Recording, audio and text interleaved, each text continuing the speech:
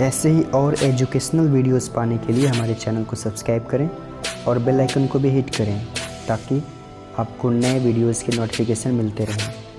Hello my dear friends, स्वागत है आपका अपने YouTube channel Arvind English learning में। फ्रेंड्स, आज हम लोग क्लास 11th के पोइट्री में से छठे लेसन जो है फ्रॉम डबर बीच, इस पोएम का हिंदी अनुवाद सीखेंगे हम लोग। तो पहले हम लोग पोएट के बारे में जान लेते हैं। पोएट है मैथ्यू अर्नल्ड जी। इनका जन्म 1822 में हुआ था, 24 दिसंबर को। इनके पिताजी डॉक्टर थॉमस अर्नल्ड थे, जो कि एक फेमस हेडमास्टर हुआ करते थे रग्बी में। और मैथ्यू अर्नल्ड जो है वहीं पे इनकी पढ़ाई हुई थी, फिर वानचेस्टर में हुई थी, फिर रॉबर्ट सदी की जहाँ से पढ़ाई हुई थी बैलियल कॉलेज में, इनका भी पढ़ाई वहाँ पे हुई। बाद में इनको जो है कि पोइट्री का प्रोफेसर बनाया गया। और इनकी जो पहली पोएम की पहली पोइट्री थी वो 1849 में पब्लिश हुई थी। और इनकी मृत्यु 15 अप्रैल 1888 को हुआ था। इस पोएम में कवि जो है इंग्लैंड के एक बंदरगाह है, उस बंदरगाह का नाम है डोवर बीच। उस बंदरगाह पे ये अपनी प्रेमिका के साथ खड़े थे और समुद्र की उठती और गिरती लहरों को देख रहे थे। इनके मन में कुछ विचार आते हैं तो अपनी प्रेमिका से कहते हैं कि ये दोनों लोग आपस में बात करते हुए कहते हैं कि हम लोगों का प्रेम जो है एक दूसरे के प्रति सच्चा हो जाए, अच्छा हो जाए। इसके लिए ये पोएम लिखे हैं और कुछ बातें, कुछ संदेश देना चाहते हैं हम लोगों को। वैसे इस दुनिया को ये बताते हैं कि ये दुनिया जो है एक गलत फहमी जैसी है, जैसा हम समझते हैं वैसा है नहीं।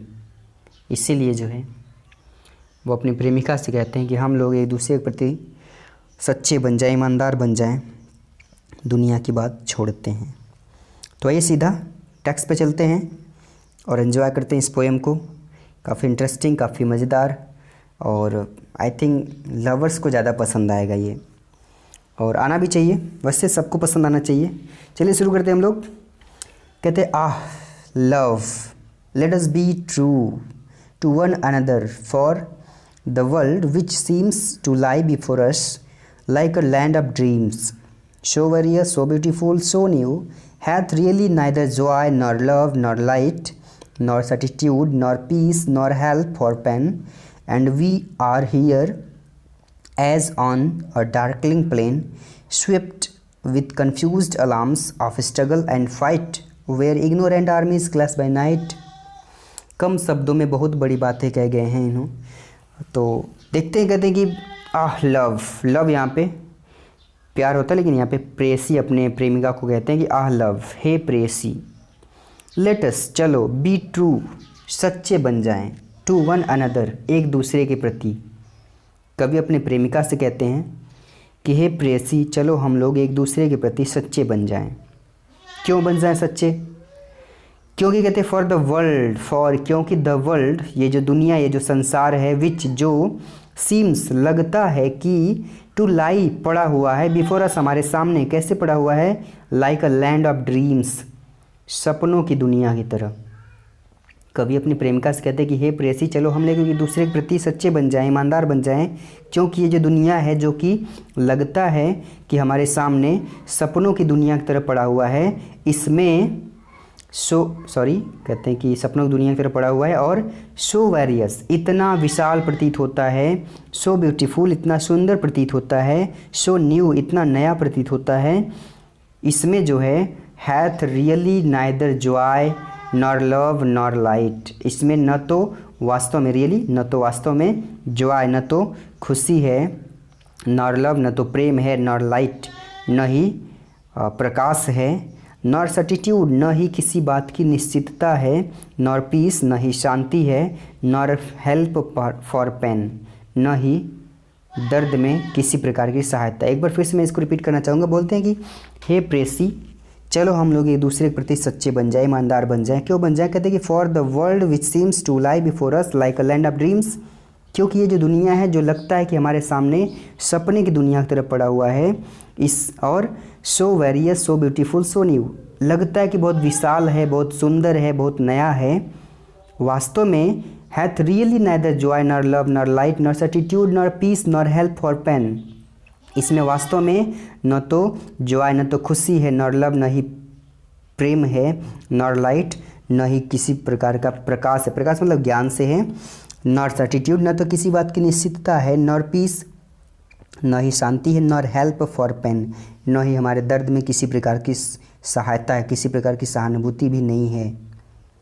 और ये तो इस दुनिया की बात बता दिए, लेकिन अपनी बात कहते हैं कि एंड वी आर हियर, यहाँ पे जो हियर है HERE होना चाहिए यहाँ, मतलब एंड वी आर हियर और हम लोग यहाँ हैं। कैसे हैं हम लोग यहाँ पे?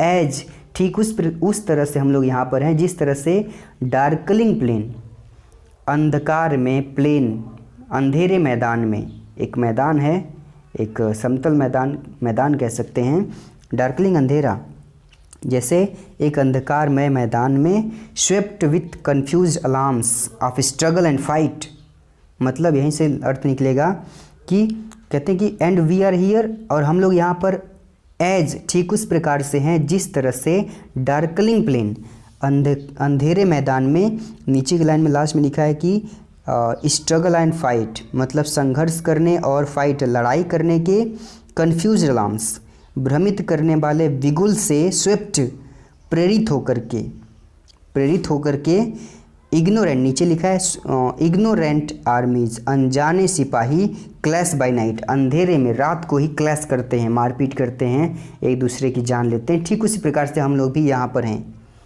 इसको मैं दूसरे शब्दों में समझाना चाहूँगा। यहाँ पे कवि जो है कि एग्जाम्पल दिए हैं एक युद्ध भूमि की, कि जिस तरह से अगर अंधेरे मैदान में अगर कभी जंगली शिकारियों का बिगुल बज जाता है तो उस बिगुल को जो सिपाही होते हैं, वो सिपाही जो है युद्ध की ध्वनि, युद्ध का शंखनाद समझ लेते हैं और वो जो है कि अंधेरे में आपस में ही एक दूसरे से मारपीट कर लेते हैं। वो उस अलार्म से कंफ्यूज हो जाते हैं, मतलब भ्रमित हो जाते हैं उस शिकारियों के बिगुल से, और वो सोचते हैं कि ये जो है युद्ध का बिगुल बजा है, तो वो अंधेरे में जो है आपस में ही मारपीट करने लगते हैं अनजाने सिपाहियों से। अनजाने सिपाही मतलब वे एक दूसरे को ही मारने पीटने लगते हैं, एक दूसरे की जान लेने लगते हैं। ठीक उसी प्रकार से वी आर हियर, कवि कहते हैं कि हम लोग भी ठीक उसी प्रकार से इस दुनिया में संघर्ष करते हैं, अपने लोगों को ही मारते हैं, अपने लोगों से ही संघर्ष करते हैं, अपने लोगों की ही जान लेते हैं। यहाँ जान लेने से मतलब है कि हम लोग अपने लोगों के साथ ही संघर्ष करते हैं, मतलब एक प्रकार के कन्फ्यूजन से। तो ये रहा फ्रॉम डवर बीच। ये सारी बातें अपनी प्रेमिका से कवि कहते हैं और कहते हैं कि इसीलिए हमें जो है एक दूसरे के प्रति कम से कम सच्चे हो जाने चाहिए, ईमानदार हो जाने चाहिए। आपका क्या ख्याल है इस विषय में? कमेंट बॉक्स में ज़रूर बताइए। हम लोग मिलते हैं अगले वीडियो में, तब तक के लिए हैव अ नाइस डे।